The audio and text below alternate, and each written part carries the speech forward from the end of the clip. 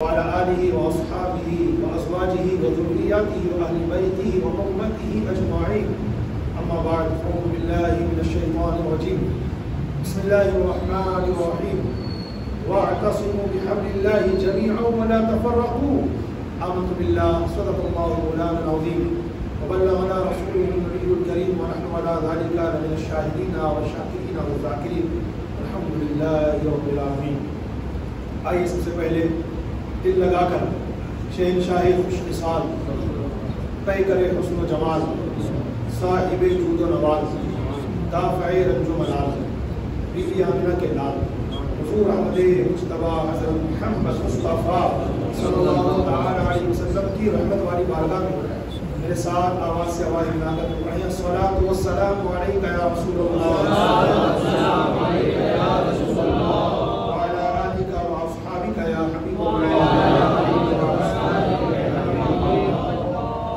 السلام علیک یا نبی اللہ وعلی آلک و اصحابک یا نور اللہ صلی اللہ تعالی علیہ وسلم. نویت سنت الاعتکاف. آج اپنے بیان کا آغاز ایک بڑی پیاری روایت سے کرنے جا رہا ہوں جو روایت آپ میں سے زیادہ تر لوگوں نے شاید سنی نہ ہو. انشاءاللہ سن کر ایمان تازہ ہو جائے گا. مسند احمد جلد نمبر 1 صفحہ نمبر 61 اور روایت کا نمبر ہے 21 یعنی کہ 21. اسلام کے پہلے خلیفہ حضرت سیدنا ابوبکر صدیق رضی اللہ تعالیٰ عنہ کا دور خلافت تھا. اسلام کے تیسرے خلیفہ حضرت عثمان غنی ذو النورین رضی اللہ تعالیٰ کسی جگہ پر بیٹھ کر دیوار کا سہارا لے کر کسی گہری سوچ میں ڈوبے ہوئے تھے. نہ جانے کیا سوچ رہے تھے. اسی دوران اسلام کے دوسرے خلیفہ حضرت عمر فاروق اعظم رضی اللہ تعالیٰ عنہ کا ان کے قریب سے گزر ہوا. جناب عمر فاروق اعظم رضی اللہ تعالیٰ عنہ نے حضرت عثمان غنی رضی اللہ تعالیٰ عنہ کو سلام کیا مگر حضرت عثمان غنی رضی اللہ تعالیٰ اتنی گہری سوچ میں ڈوبے ہوئے تھے کہ نہ تو انہیں حضرت عمر فاروق اعظم کے گزرنے کی خبر ہوئی اور سلام کیا فاروق اعظم نے تو حضرت عثمان غنی کو سلام کا بھی پتہ نہیں چلا. اب حضرت عمر فاروق اعظم کے دل میں بات کھٹکی ہے. معاملہ کیا ہے؟ کوئی ناراضی ہو گئی ہے, کوئی رنجش ہو گئی ہے, یہ کیا وجہ ہے؟ میرے سلام کے عمر نے عثمان نے میرے سلام کا جواب نہیں دیا. حضرت عمر فاروق اعظم رضی اللہ تعالیٰ بڑے ذہین اور بڑی ہستی کا نام ہے, بڑی اعلیٰ شخصیت کے مالک ہیں. چنانچہ آپ نے اس معاملے کو سولو کرنے کے لیے, حل کرنے کے لیے کیا سوچا, چلو چلتے صدیق اکبر کی بارگاہ میں. آپ حضرت ابوبکر صدیق رضی اللہ تعالیٰ کی بارگاہ میں آئے اور کہا دیکھو آج میرے ساتھ ایسا ایسا ہوا. عثمان غنی بیٹھے ہوئے تھے, میں ان کے قریب سے گزرا, میرے سلام کیا مگر میرے سلام کا جواب ہی نہیں دیا. نہ جانے مجھ سے کوئی ناراضگی ہو گئی ہے یا کوئی کیا وجہ ہو گئی ہے کہ کچھ رنجش ہو گئی ہے یا میری کسی حرکت یا میرے کسی ایکٹیویٹی سے ان کا دل دکھ گیا ہے, میرے سلام کا جواب نہیں دیا. اب دیکھو حضرت ابوبکر صدیق رضی اللہ تعالیٰ عنہ کی کمال کی سوچ, آپ نے اس کو ہلکے میں نہیں لیا کہ چلے چھوڑو یار, یا معاملہ بہت چھوٹا ہے, اوپر جا کے تم ہی بات کر لو نا, میں خلیفہ ہوں وقت کا تو مجھے اور بھی کام انجام دیں گے. نہیں, حضرت ابوبکر صدیق رضی اللہ تعالیٰ عنہ نے اس معاملے کو سیریس لیا. چلو چلتے ہیں دونوں. حضرت عمر فاروق اعظم کے ساتھ حضرت ابوبکر صدیق رضی اللہ تعالیٰ حضرت عثمان غنی کے قریب پہنچے, سلام کیا, انہوں نے دونوں کا جواب دیا. یہ دونوں ان کے بعد تشریف فرما ہو گئے. ان سے پوچھا حضرت ابوبکر صدیق نے, عثمان کیا بات ہے, خیریت تو ہے؟ حضرت عمر نے تم کو سلام کیا, جواب نہیں دیا آپ نے. حضرت عثمان غنی نے کہا میں نے سلام کا جواب نہیں دیا. کب؟ حضرت عمر فاروق اعظم بولے ارے بھائی ابھی کچھ دیر پہلے آپ کے قریب سے گزرا تھا, آپ کو سلام کا جواب سلام بھی میں نے کیا تھا مگر آپ نے جواب ہی نہیں دیا. حضرت عثمان غنی فرماتے ہیں خدا کی قسم اے حضرت عمر, آپ میرے پاس سے کب گزرے مجھے اس کی بھی خبر نہیں ہوئی اور آپ نے مجھے کب سلام کیا مجھے اس کا بھی پتہ نہیں چلا. ساری بات سمجھ گئے حضرت ابوبکر صدیق. تو حضرت ابوبکر صدیق بولے کہ میں سمجھ چکا ہوں عثمان, دراصل بات مجھے یہ لگ رہی ہے کہ تم ایک گہری سوچ میں گم تھے. حضرت عثمان غنی نے کہا جی حضرت ایسا ہی ہے, میں ایک گہری سوچ میں ڈوبا ہوا تھا. اور بات کیا ہے؟ حضرت عثمان غنی سے سنو. کہنے لگے میں بہت گہری سوچ میں ڈوبا ہوا تھا. بات دراصل یہ ہے میرے دل میں ایک سوال تھا جو میں پیارے آقا صلی اللہ علیہ وسلم سے کرنا چاہتا تھا مگر حضور صلی اللہ علیہ وسلم نے دنیا سے پردہ فرما لیا اور میں حضور کی بارگاہ میں سوال نہ کر سکا. حضرت ابوبکر صدیق نے پوچھا وہ سوال کیا تھا؟ حضرت عثمان غنی نے کہا سوال یہ تھا کہ میں حضور سے پوچھنا چاہتا تھا کہ یا رسول اللہ قیامت کے دن نجات کا دار و مدار کس پر ہے؟ میں حضور سے یہ پوچھنا چاہتا تھا کہ یا رسول اللہ قیامت کے دن جو بندوں کو نجات ملے گی کس آدھار پر ملے گی؟ نجات کا دار و مدار کس بات پر ہوگا؟ حضرت ابوبکر صدیق نے سورہ کو مسکرا دیے، کہا عثمان فکر کی کوئی بات نہیں، الحمدللہ یہ سوال کو حضور سے کر چکا ہوں۔ روایت میں آتا ہے جیسے حضرت عثمان غنی سے حضرت ابوبکر صدیق نے کہا مارے خوشی کے، حضرت عثمان غنی کھڑے ہو گئے اور کہنے لگے خدا کی قسم اس معاملے میں بھی آپ ہی ہم سے آگے بڑھنے کے دار ہیں، اب ذرا بتاؤ نا حضرت ابوبکر صدیق، حضور نے اس کا کیا جواب دیا تھا؟ تو حضرت ابوبکر صدیق رضی اللہ تعالیٰ عنہ فرماتے ہیں کہ میں نے آقا علیہ الصلوۃ والسلام سے سوال کیا تھا، یا رسول اللہ بتائیے ما نجات حاضر ہو، یعنی یا رسول اللہ قیامت کے دن نجات کا دار و مدار کس پر ہوگا؟ تو اللہ کے پیارے حبیب صلی اللہ علیہ وسلم نے ارشاد فرمایا من قبل منی الکلمۃ فہی نجات لہ، یعنی میرے آقا نے فرمایا کہ جو کلمہ میں لے کر کے آیا ہوں، یعنی کلمہ طیبہ لا الہ الا اللہ محمد رسول اللہ صلی اللہ علیہ وسلم، حضور نے فرمایا میں اللہ کی بارگاہ سے جو کلمہ لے کر کے آیا ہوں، جو اس کلمے کو دل سے قبول کر لے گا اس کی نجات ہو جائے گی، اس کی مغفرت ہو جائے گی، اس کی بخشش ہو جائے گی، اسے جنت کی حقداری مل جائے گی۔ اب پیارے اسلامی بھائیوں، ابھی آپ نے ایک بڑی روایت کو میرے جملوں کے ذریعے بہت مختصر الفاظ میں سننے کی کوشش کی، جو مسند احمد کی پہلے جلد کے صفحہ 61 روایت تھی جو میں نے آپ کے سامنے عرض کی۔ روایت تو یہاں مکمل ہو گئی، ہمیں سیکھنے کو کیا ملا؟ اب میں اس پہ جاؤں گا اور انشاءاللہ میرا بیان اسی کے ذریعے آگے چل کر کے پورا ہوگا۔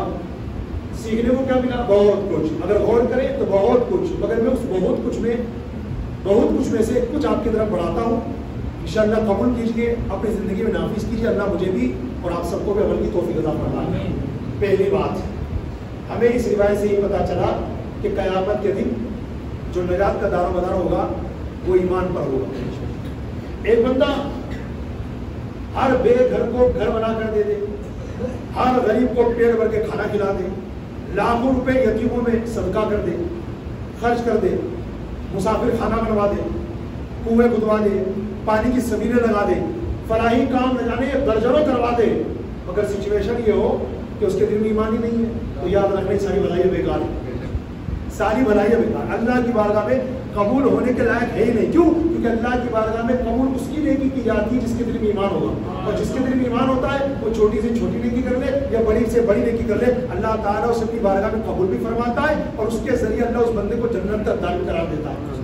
آپ قرآن پاک اٹھائیں، قرآن پاک کے 5ویں پارے کی سورہ نساء کی 48 آیت میں اللہ تعالیٰ ارشاد فرماتا ہے ان اللہ لا یغفر ان یشرک بہ وَيَغْفِرُ مَا دُونَ ذَلِكَ لِمَن يَشَاءُ، اللہ فرماتا ہے بے شک اللہ تعالیٰ شرک کو نہیں بخشتا، بے شک اللہ شرک کو نہیں بخشتا، ہاں اس کے نیچے جو گناہ ہے اللہ ان میں سے جسے چاہتا ہے بخش دیتا ہے، شرک نہیں بخشا جائے گا۔ آپ نے شرک کے علاوہ اللہ نہ کرے کوئی اور گناہ کر لیا، اللہ چاہے گا تو ٹھیکہ مت لینا، جیسے کچھ لوگ غلط کام کرتے ہیں اور اللہ معاف کرنے والا، جیسے انہوں نے ٹھیکہ لے رکھا ہے، اللہ کی رحمت کو بس سستا سمجھ رکھا ہے، 10 بار سمجھایا گیا، 20 بار سمجھایا گیا، علم دین حاصل کرو، نماز پڑھنے کا ڈھنگ سیکھو، ہمیں وہ نماز جنت میں نہیں لے کر کے جائے گی جو ہم اپنی منمانی کے مطابق پڑھیں گے، ہماری وہی نماز ہم کو جنت میں لے کر کے جائے گی جو اللہ کی مرضی کے مطابق پڑھی جائے گی۔ کتنی بار سمجھایا گیا، مگر نہیں، میں پیسے کماؤں گا اس کے لیے اپنا وقت دے دوں گا، مگر اللہ کے دین کے لیے 1 سیکنڈ نہیں دوں گا، میں کچھ حاصل نہیں کروں گا۔ کیوں؟ اللہ بخشنے والا ہے، تو نماز پڑھی کیوں رہا ہے؟ چھوڑ دے نماز، اللہ بخشنے والا ہے، کھڑے کی کیوں پڑھ رہا ہے؟ بیٹھ کے پڑھ لے، اللہ بخشنے والا ہے، اور ویسا بیٹھ کے کیوں پڑھ لو، لیٹ کے پڑھو، لیٹ جاؤ، تکیہ لگا لو، رضائی اوپر سے اوڑھ لو، گدا بچھا لو، فون میں گدا، لیٹ کے پڑھو نا، کیوں؟ اللہ بخشنے والا ہے۔ اور اب لیٹ کے کیوں پڑھو؟ اشارے سے پڑھ لو، لیٹ جاؤ اشارے سے پڑھ لو خالی، کیوں؟ اللہ بخشنے والا ہے۔ ارے اشارے سے بھی کیوں پڑھو یار، نمازی مت پڑھو، اللہ بخشنے والا۔ یہ جاہل گوار ایڈیٹ ہماری قوم کے کچھ گھسے پٹے لوگ ہیں جو یہ جملہ بہت عام بہت یوز کرتے ہیں، اللہ بخشنے والا۔ میں بھی تو کہہ رہا ہوں اللہ بخشنے والا، ہمارا ایمان ہی یہی ہے کہ اللہ بخشنے والا ہے۔ اس کے 2 نام بڑے مشہور ہیں، غفار اور غفور، دونوں کی میننگ سیم ہے۔ غفار اور غفور دونوں کا مطلب ہوتا ہے بہت بخشنے والا، اور ہمارا اسلام یہ کہتا ہے کہ جس کا کوئی نام ایسا رکھ دیا جائے جو اللہ کے لیے خاص ہو تو اس سے پہلے عقد لگانا ضروری ہے۔ فار ایگزامپل رحمان، ستار، غفار، جبار، یہ وہ نام ہے جو صرف اور صرف اللہ کے لیے ہے۔ خالق یہ صرف اللہ کا نام ہو سکتا ہے, کسی بندے کا نام ہو ہی نہیں سکتا.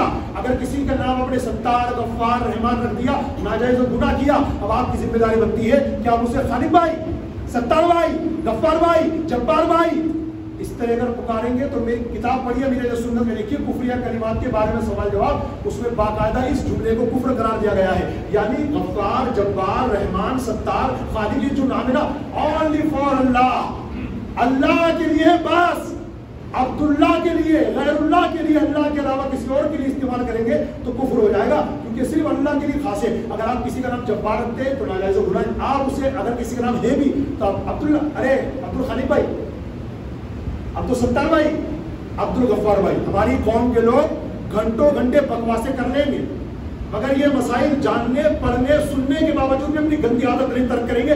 کسی کا نام عبدالستار ہوگا تو ستار ہی بولیں گے, نہیں میری قوم ماننے والی.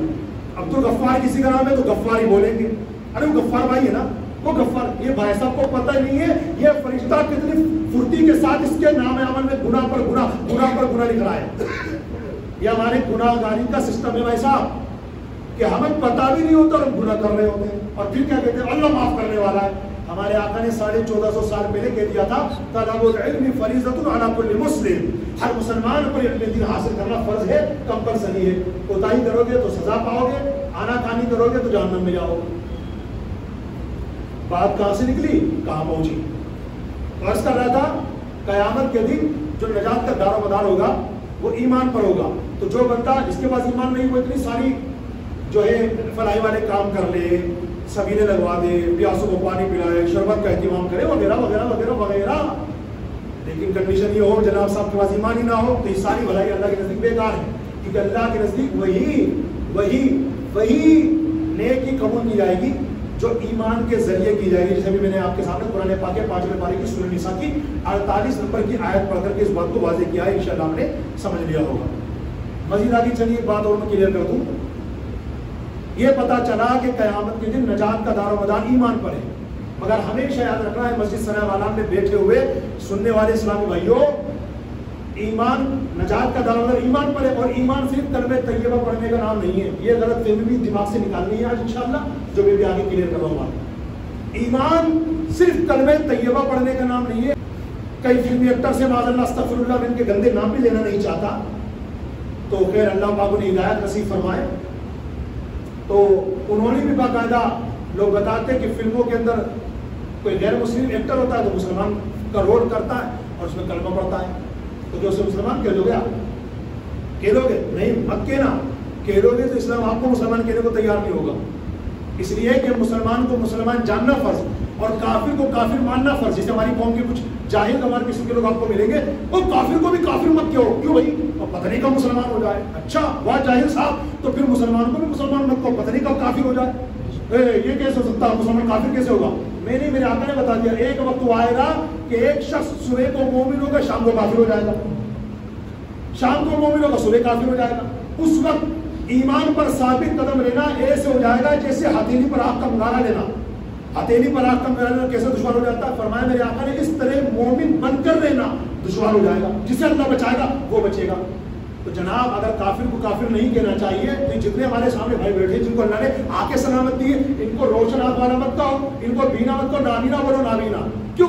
پتہ نہیں کب ان کی آنکھیں چلی جائیں. اور آج جو اندھا ہے اس کو اندھا مت کہو, اس کو نابینا مت کہو, پتہ نہیں کل آنکھیں آ جائیں. کون سا سسٹم ڈالا اسلام میں؟ قرآن پاک پڑھو, قرآن نے کافر کو کافر کہا بھی ہے اور کافر کہنے کا حکم بھی دیا ہے. ریفرنس نوٹ کرو قرآن پاک کے 30ویں پارے میں, یہ سورہ مبارکہ شاید سب کو یاد ہوگی, اگر یاد نہ ہو تو سنی تو سنی ہوگی. قل یا ایھا الکافرون, محبوب تم فرما دو اے کافروں. اللہ فرما رہا ہے محبوب کافروں کو کافر کہو. علم دین سے جتنے دور رہیں گے نا میرے پیارے اسلامی بھائیوں, اتنی ٹھوکریں کھائیں گے. زبان سے, اپنے حرکتوں سے, ایکٹیویٹی ایسے کام کریں گے جو ہمارے اسلام کو بالکل پسند نہیں ہے.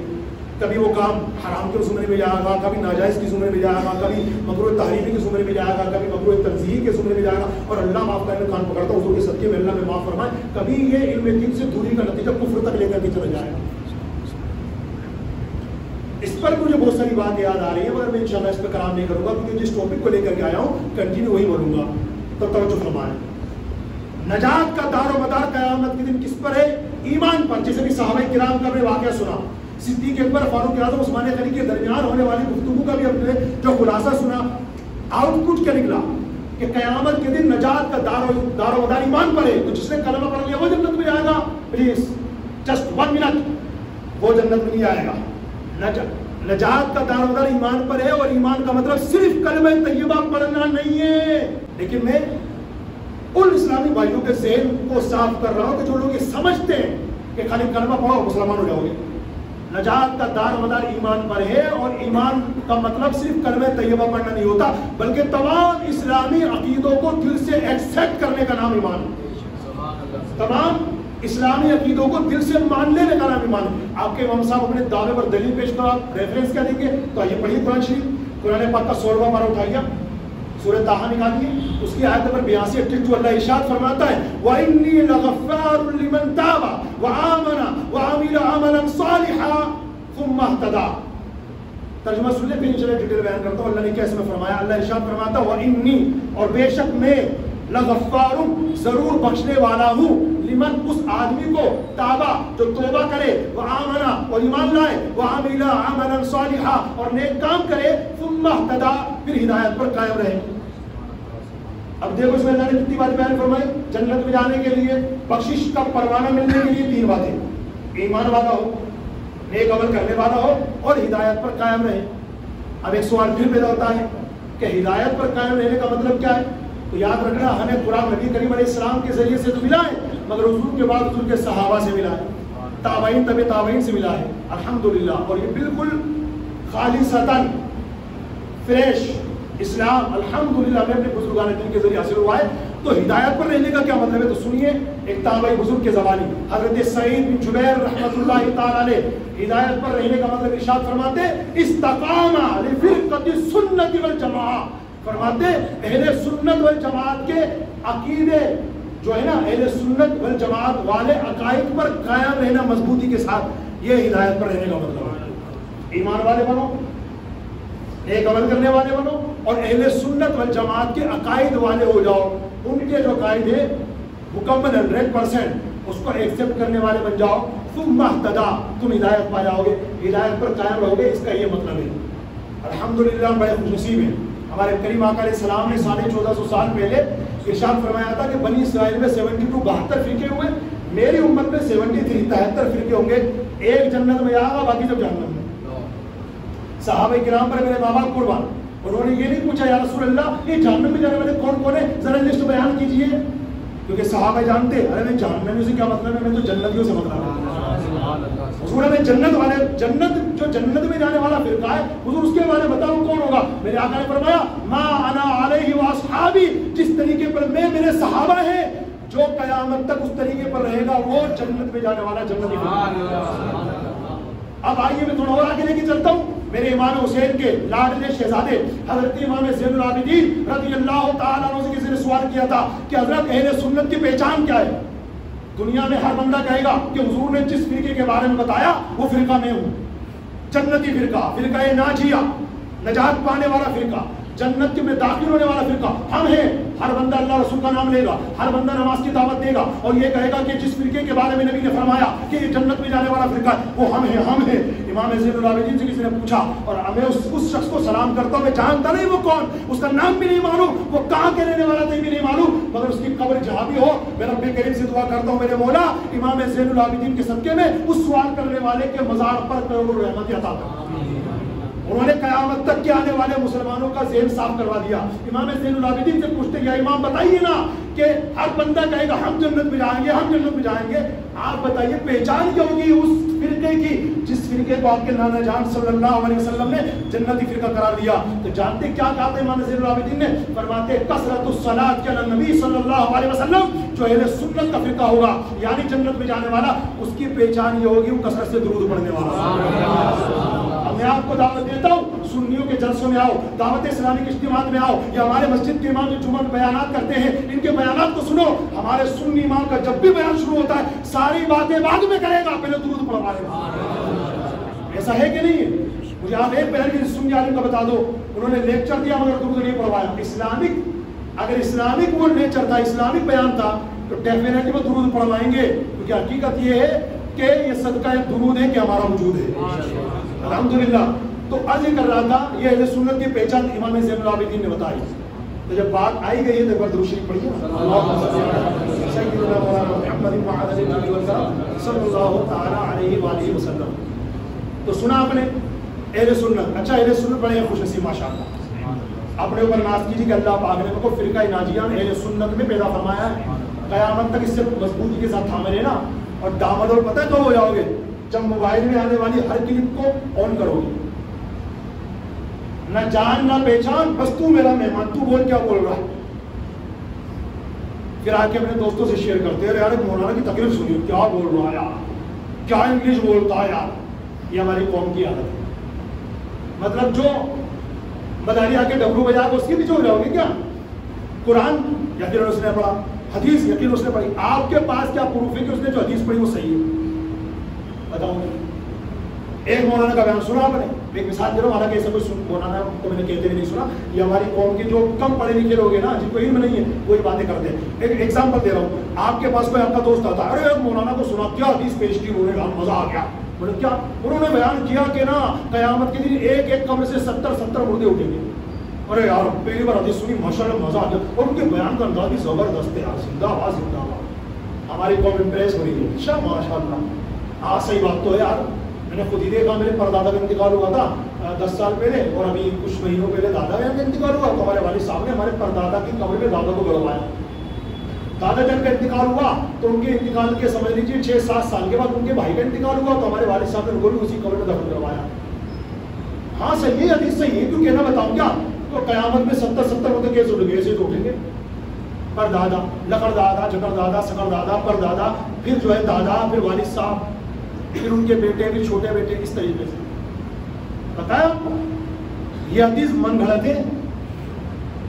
من گھڑت کس کو کہتے ہیں؟ جو لوگوں نے اپنے دل سے بنا رکھی ہے، کسی حدیث کی کتاب میں مستند روایت کے ساتھ یہ حدیث ہے ہی نہیں، من گھڑت حدیث ہے جو لوگوں نے شیئر کر رکھی، چلا رکھی ہے، اور اس پر ایمان رکھ رکھا ہے۔ تو جس سوشل میڈیا کے ذریعے آنے والی کلپ کو آپ آن کر کے سننا چاہتے ہیں، تب پتہ تو کرو بھائی صاحب یہ بندہ اہل سنت کا ہے کہ نہیں۔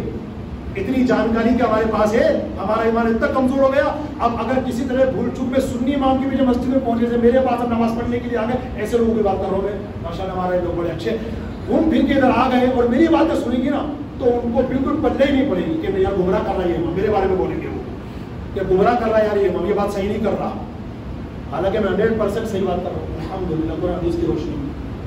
تو ہمارا ایمان ایسے لوگ لوٹ کے لے آتے ہیں، ایمان کو کمزور کرتے ہیں، پتہ نہیں چلتا، جو باتیں حدیث میں نہیں ہے ہم نے اس کو حدیث مان لیا، اور جو بتائے کہ بھائی یہاں ایسا نہیں ایسا ہے تو وہی دشمن معلوم ہوتا ہے۔ ایک شعر آپ نے سنا ہوگا، میرے سنت سے میں نے سنا ہے، ناصحہ مطلب یہ نصیحت کرنے والے، ناصحہ مت کر نصیحت، دل میرا گھبرائے ہے، اس کو دشمن جانتا ہوں جو مجھے سمجھائے ہے۔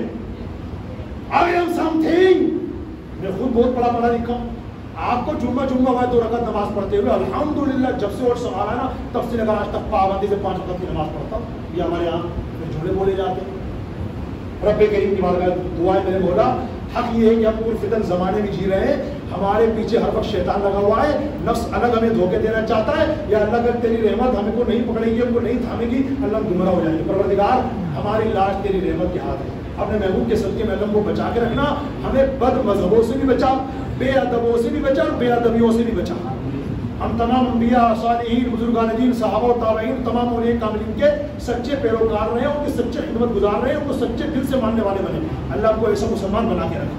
تو میں کیا عرض کر رہا تھا جناب، اہل سنت، اب دیکھو اہل سنت میں اللہ نے پیدا فرما دیا نا، تو میں آپ کو ایک بات اور بتاتا ہوں، اہل سنت کا اللہ نے کیا مرتبہ دیا۔ آپ ایک کتاب پڑھی ہے، گوگل سے ڈاؤن لوڈ کر لینا، دعوت اسلامی کی ویب سائٹ ہے www.dawatislami.net، بڑی پیاری کتاب ہے، علوم الحکایات، میں نے آج ہی ڈاؤن لوڈ کی ہے، کیونکہ برسوں پہلے ایک واقعہ میں نے اسے پڑھا تھا، اسی میں پڑھا تھا، تو یاد نہیں آ رہا تھا کہ وہ کیا واقعہ تھا پورا، تو میں نے الحمدللہ آج صبح اس کتاب کو ڈاؤن لوڈ کیا واپس اپنے موبائل میں، اور آج ہی ماشاءاللہ اس کو پڑھا، تو ریفرنس نوٹ کر لیں، علوم الحکایات کتاب کا نام ہے، اس کے 2 حصے ہیں ویسے، اس کے دوسرے حصے میں صفحہ نمبر 263 اور 264 پر یہ واقعہ امام عبد الرحمن ابن جوزی رحمۃ اللہ علیہ نے نقل فرمایا، اور یہ کوئی آج کے عالم نہیں ہے، آج کے اسلامک اسکالر نہیں ہے، 500-600 سال پہلے پرانے بزرگ ہیں، انہوں نے کیا لکھا ذرا سننا، اور اہل سنت کتنی اعلیٰ شان کے مالک ہے، اپنے اوپر ناز کرنا، اللہ کا شکر ادا کرنا۔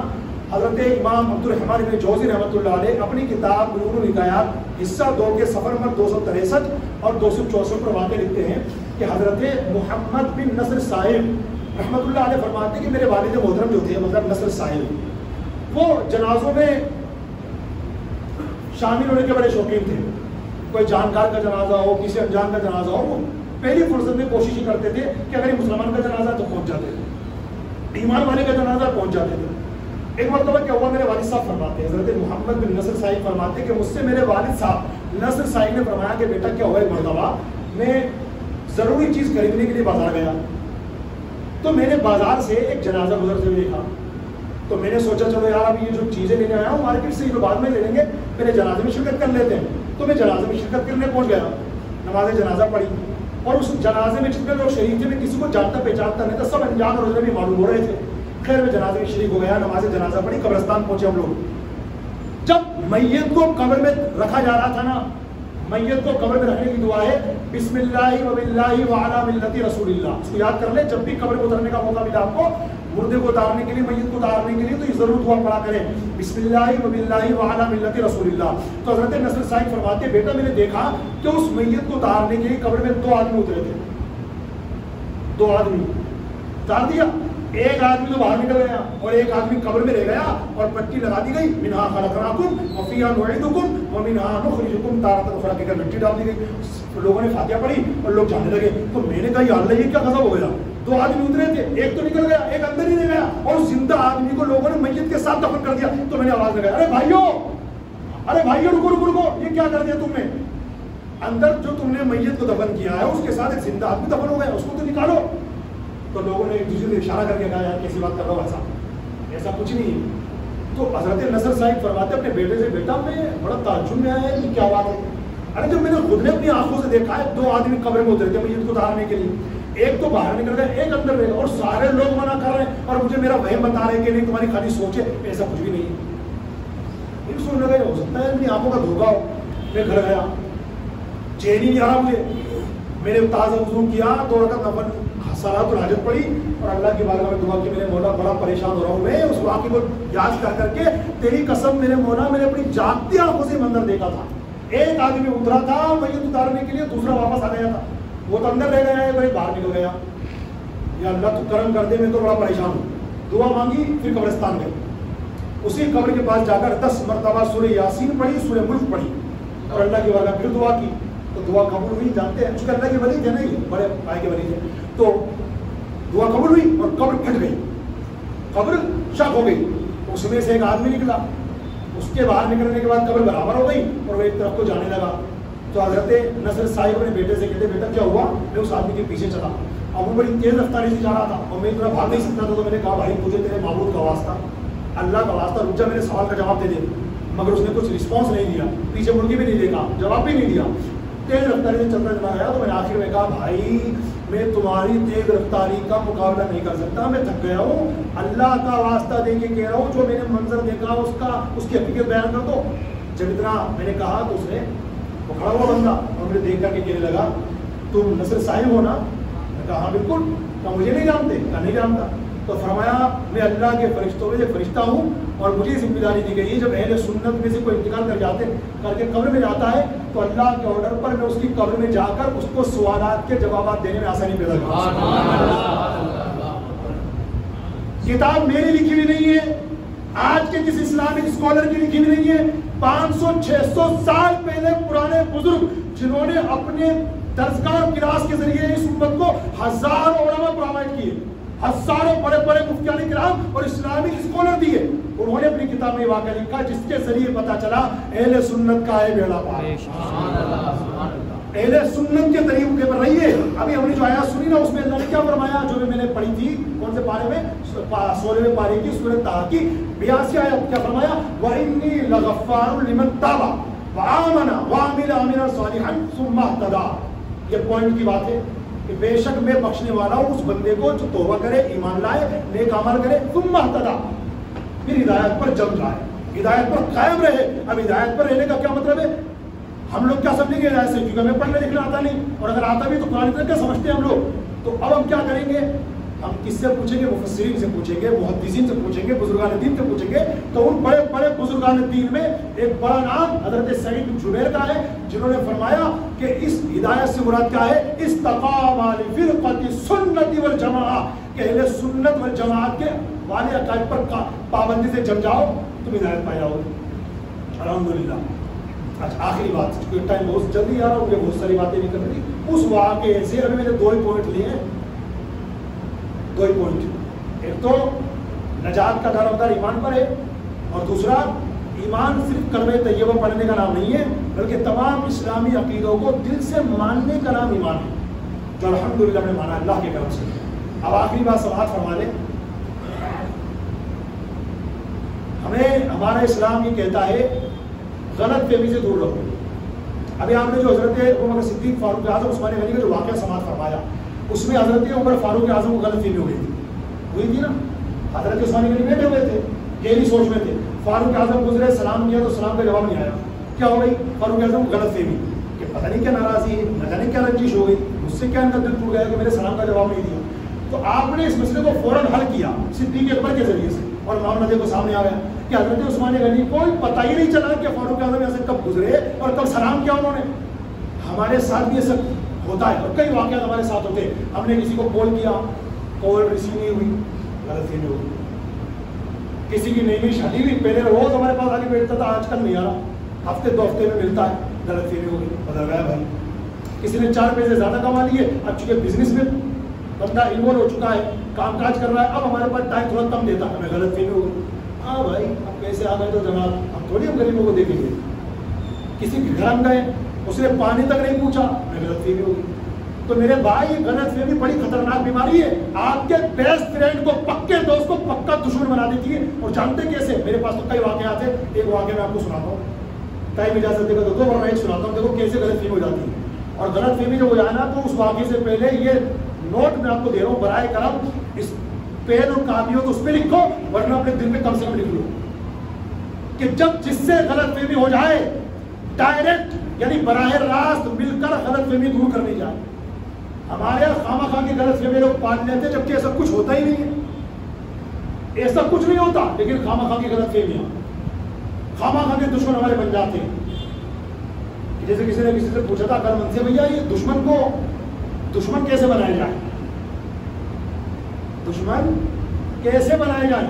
تو سامنے والا بڑا عقل مند تھا، اس نے کہا بھائی دشمن بنانے کی ضرورت ہی نہیں ہے، آپ تھوڑی ترقی کر لو، خیرات میں مل جائیں گے. جب تک ہم مسجد کے امام نہیں تھے ہمارا شاید کوئی دشمن نہ ہو، جب سے مسجد کے امام بنے تو زکات فطرے میں آئے، خیرات میں آئے ہمارے پاس. اور حقیقت اللہ جانتا ہے، ہم خود نہیں جانتے کہ ہمارا دشمن کون کون ہے. اچھا کیا ہم نے کسی کا مال کھایا؟ آپ چیک کرو، اللہ کی عزت کی قسم 1 روپیہ ہمارے اندر کسی کا نہیں آتا. کسی کی پراپرٹی میں قبضہ جما کے بیٹھے، اللہ کی قسم مسجد میں کہو آپ سروے کر لو، میری پوری رپورٹ دیکھ لو آپ اے سے لے کر زیڈ تک. ہم نے کسی کی پراپرٹی میں قبضہ نہیں کیا، کسی کے گھر ڈاکہ نہیں ڈالا، کسی کے گھر چوری نہیں کی. ہم نے کیا کر دیا؟ ہم نے کچھ نہیں کیا، یہاں آ کر ہم نے اللہ کا نام لیا، ترقی مل گئی ہم کو. اللہ نے اپنے نام کی برکت سے ہمیں ترقی عطا کی، اور اس ترقی کے جو ہے آڑ میں کئی بہت سارے دشمن خیرات میں مل گئے. اگر کوئی بات واقعی میں غلط کہوں، غلط فہمی آپ کو ہو جائے، ہو سکتا ہے میں نے صحیح بات نہیں آپ کو غلط لگ رہی ہوں، برائے مہربانی ملیے، آ کر ملیے پلیز. اور جو لوگ مجھ سے آ کر ملتے ہیں ماشاءاللہ وہ جانتے کہ میں کس انداز سے اس بات کو لیتا ہوں، مسکراتے ہوئے ماشاءاللہ شکریہ ادا کرتا ہوں، کیونکہ الحمدللہ میں اس مرشدی عطار کا غلام ہوں جو مدنی مذاکرے سے پہلے فرماتے کہ اگر کوئی بھول ہو جائے تو فوراً میری اصلاح فرمائے، مجھے آئیں بائیں شائیں کرتا ہوا اپنے موقف پر بلا وجہ اڑتا نہیں، شکریہ کے ساتھ رجوع کرتا پائیں گے. ہمیں ہمارے مرشد کی تربیت ملی ہے. کوئی غلطی اب آئیں پلیز آئیں، نماز میں کوئی غلطی کر دی میں نے، اوپر کی صورت جو نیچے کی صورت ہے پہلی رکعت پڑھی، اوپر چڑھا گیا، الٹا قرآن پڑھ دیا نماز میں، توجہ نہیں تھی، سجدے پڑھ دیا ہوگا. تو اب آئیں ملے امام سے بھی کیوں ہوا، اور سجدے سو بھی نہیں کیا آپ نے، تو اب مسئلہ بتا دیں، اور مسئلہ بتائیں گے آپ. تو برائے کرم جس سے میری بات نہیں ہے، میں ایک سب کی بات کر رہا ہوں. آپ کو گھر میں اپنے دوستوں میں کسی سے بھی کوئی غلطی ملا پلیز دیر مت کیجیے، ملیے، ورنہ شیطان بڑا مردود ہے. وہ آپ دوستوں کو، چاہنے والے، محبت کرنے والوں کو پل بھر میں جدا کر دے گا، اور لڑائی کی لڑائی ٹھن جائے گی جس کا کوئی سر پیر نہیں ہوگا، اور خواہ مخواہ جنت میں جانے والے جہنم کے انداز ٹھن جائیں گے. یہ بچے چگلیاں کر کے خیر ایک واقعہ آخر میں سن لیجیے، میرا ٹائم تو مکمل ہو رہا ہے. یہ واقعہ کسی میگزین میں چھپا تھا کہ ایک عورت تھی شادی شدہ، غور سے سنیے اور آپ کے ساتھ بھی ہوتا ہوگا. برائے کرم اپنی بیوی کو مارنے جھاڑنے ڈانٹنے سے پہلے حقیقت پہ غور کریں، غلط فہمی میں مبتلا نہ ہو. تو اس شادی شدہ عورت کو اس کے ہسبینڈ آفس گئے ہوئے تھے تو رونگ نمبر سے فون آتا ہے. عورت فون اٹھاتی ہے، جی کون؟ ہلو. اب بات اس مرد کو، چونکہ کسی آدمی کا فون تھا تو بات کرنے کی کسی اور سے رونگ نمبر لگ گیا. آتا نا ہمارے پاس بھی کئی بار آیا تھا رونگ نمبر. اب میرے پاس فون آتا کہ شنکر سے بات کر رہا ہوں. شنکر اللہ کے بندے میں تو ایسا کر رہا ہوں، میرا کون سا شنکر آئی ہے تو ہوتا ہے ایسا. تو وہ کہتا وہ خود ہی کہتا اچھا بھائی معاف کرنا رونگ نمبر لگ گیا. خیر تو ایسے رونگ نمبر وہاں لگ گیا. عورت کو فون کر دیا، جیسے کسی نمبر ملا رہا ہوگا تو عورت کے پاس چلا گیا. اس نے عورت نے فون اٹھایا، ہلو جی کون؟ اب یہ جو رس بھری آواز تھی اس عورت کی، وہ گندے قسم کا گندی سوچ کا آدمی تھا. اس نے اسے نوٹ کر دی بات. یہ تو ہو گیا کہ رونگ نمبر تھا، کسی اور پہ فون لگ گیا، مگر اب وہ چاہتا تھا کہ کسی طرح اس سے میرا معاذ اللہ چکر سیٹ ہو جائے اور یہ میری بیسٹ فرینڈ بن جائے یا کسی طریقے سے میرے پیار کے جال میں پھنس جائے. اب اسے کال کرنے لگا بار بار وہ کاٹتی رہی بار کال. جب کال ریسیو نہیں ہوا تو اس نے میسج چھوڑنا شروع کیا، ٹیکسٹ میسج چھوڑنا شروع کیے کہ میں آپ کی آواز سن کر آپ کا دیوانہ ہو گیا ہوں، میں آپ کا پتہ جو ہے لگانا چاہتا ہوں، میں آپ کو اپنا جیون ساتھی بنانا چاہتا ہوں. اس طرح کی بہت ساری باتیں پیار محبت کی جو آج کل عشق مجازی والے کرتے ہیں معاذ اللہ، اس نے کرنا شروع کی. مگر اس نے کوئی رسپانس نہیں دیا، کوئی ایک میسج کا جواب نہیں دیا. لیکن جانتے کیا ہوا؟ اس کی ساس پڑھی لکھی تھی. جب وہ عورت کچن میں کچھ رات کو بنا رہی تھی، اس کی ساس اس کے کمرے میں کسی کام سے گئی اور اس کے موبائل پر میسج آ رہے تھے اور پاسپورٹ جو پاسورڈ ہوتا وہ نہیں لگا ہوا تھا. پاسورڈ نہیں لگا ہوا تھا تو اس ساس کی نظر موبائل پر چلی گئی. اس نے دیکھا اس کے میسج، اس میں میں جانے میں بول کے نہیں دکھاؤں گا، پیار بھرے ایسے سے میسج آ رہے تھے لا حول ولا قوت الا باللہ. اس ساس نے بھی اس سے کوئی بات نہیں کر کے بات صاف نہیں کی بلکہ اپنے دل میں رکھی. ٹھیک ہے میرے بیٹے والے تھے پھر بتاتے ہیں. رات ہوئی، عورت سو گئی. پارٹی شاٹی سے شوہر آیا، ماں نے کمرے میں بلایا کہ تیری بیوی کا موبائل لے کر کیا حقیقت بتاؤں گی، تیرے ساتھ ساتھ تیری بیوی کا کسی اور کے ساتھ چکر ہے. کہ ماں کیسی بات کرے، میری بڑی بیوی تو بڑی نیک نمازی ہے، ہر فرمان مانتی. بیٹا ہو تجھے دھوکہ دے رہی ہے. میں اگر ہوائی فائرنگ کروں تو میرا گلا گھوٹ دینا، لیکن میں پروف کے ساتھ بات کروں نا تو دیکھ لینا. کہا ٹھیک ہے ماں. اپنی بیوی کا موبائل لے کر کے آیا تو عام طور پر پتیوں کو پتہ ہی ہوتا ہے کہ پتنی کا موبائل نمبر پہ پاسورڈ کیا ہے. اس نے آن کیا، میسج میں گیا تو اس کی تو پیروں تلے زمین نکل گئی. یہ کیا آج تک پتہ نہیں تھا، جبکہ حقیقت کچھ بھی نہیں تھی. اس کو اتنا غصہ آیا، باقاعدہ کسی میگزین میں یہ واقعہ چھپا تھا، اتنا غصہ آیا کہ نہیں میں اپنی زندگی میں ایسی بیوی کو نہیں رکھ سکتا. وہ اندر گیا، چاقو نکالا اور چکانے کو ماں باہر کر کے اپنی بیوی کو ختم کر دیا. وجہ کیا بنی؟ غلط فہمی. کاش یہ شوہر صاحب 2 منٹ بیٹھ کر اپنی بیوی سے بات کر لیتے کہ واقعہ کیا ہے تو پوری بات جاننے کو ملتی. مگر ایک غلط فہمی نے 2 خاندانوں کو اصلی دشمن بنوا دیا. ایک نیک پرہیزگار پیاری بیوی جو اپنے شوہر کا ہر حکم مانتی تھی، اس کا گلا کٹوا دیا ایک غلط فہمی نے. اس لیے میرے بھائیوں آخر کا میسج یہ ہے، واعتصموا بحبل اللہ، اللہ کے رسی کو مضبوطی سے تھامو، ولا تفرقوا، فرقوں میں مت بٹو، نفرتیں مت پالو، ایک ہو کر جیو. کیونکہ ایک ہندی کی کہاوت سنی ہوگی، ایکتا میں بلے. اتفاق میں زندگی ہے، حافظ ملت کا بھی فرمان ہے، اتفاق زندگی ہے، اختلاف موت. یہ میرا آج کا موضوع. اللہ تعالیٰ ہم سب کو کہنے سننے سے زیادہ عمل کی توفیق عطا فرمائے.